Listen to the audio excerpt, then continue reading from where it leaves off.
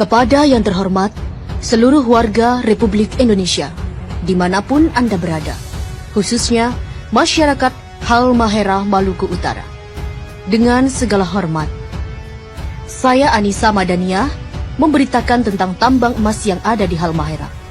Pemberitahuan ini sengaja saya menggunakan bahasa Indonesia dan tiada satupun kata-kata intelek agar seluruh lapisan masyarakat bisa memahami semua apa yang saya tuliskan.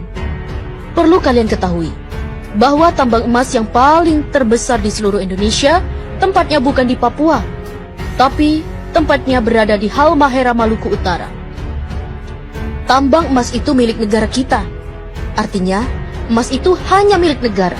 Bukan berarti tambang itu milik pemerintah setempat atau bukan milik pribadi pemerintah pusat.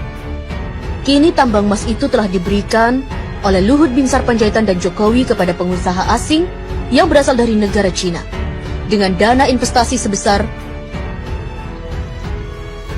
70 triliun 200 miliar rupiah pada tanggal 3 Juli 2017.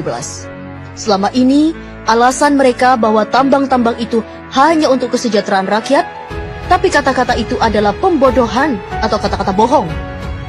Sudah berapa banyak tambang-tambang milik negara kita telah dibelikan oleh pemerintah kepada pihak asing. Harusnya seluruh rakyat Indonesia telah menjadi milioner, yang sekolah digaji, yang berobat ke rumah sakit pasti gratis karena setiap jiwa telah menjadi milioner. Tapi, apa yang kita dapat dari hasil tambang-tambang itu? Justru tambang itu habis, dan uangnya bahkan tiada. Malahan, rakyat Indonesia semakin miskin saja. Para pemimpin Indonesia, semuanya orang-orang buangan. Mereka hanya tumpukan-tumpukan sampah tanpa ilmu pengetahuan, lalu mereka menjadi manifest atau pencari jabatan di negeri ini dengan jalan sogok dan suap. Manifest ini menghalalkan segala cara untuk memperoleh jabatan. Ada menggunakan sistem suap, mengelabui rakyat dengan berkampanye dan saling menjatuhkan saingan-saingannya di saat kampanye. Mereka ini orang-orang yang mengaku beriman kepada Allah, tetapi mereka ini para pelanggar firman-firman yang telah dibuat oleh Allah di dalam kitab suci Al-Quran. Bahkan, mereka-mereka ini tidak menguasai ilmu pengetahuan dasar dan mirisnya adalah gelar mereka dapat dari hasil membeli atau menebus di sebuah universitas. Sehingga mereka membuat kerusakan pada negeri ini. Bahkan, mereka pun sangat berani merusak bumi ini. Maluku Utara adalah provinsi yang paling terkaya di bumi pertiwi ini. Akan tetapi, warganya dimiskinkan secara sengaja. Wahai saudaraku, ketahuilah oleh dirimu bahwa Maluku Utara adalah provinsi termiskin se-Indonesia karena pemerintah pusat dan gubernur daripada serta wali kota Maluku Utara yang sengaja memiskinkan warga di sana. Karena Halmahera mengandung batu bara, nikel, tembaga, biji besi, gas, minyak, emas, dan lain-lain. Tambang emas di Halmahera potensinya lebih dari 5 kali lipat dari tambang emas yang ada di Papua milik Freeport. Tambang emas di Halmahera dirampok secara legal melalui pemerintah pusat, dan tambang itu dirampok oleh PT Nusa Halmahera Minerals dan PT Sanatova. Lokasi tambang tersebut di kota Tidore dikuasai oleh PT Satanova di Kecamatan Obat Tengah dan diberi jatah eksploitasi seluas 9.000 hektar.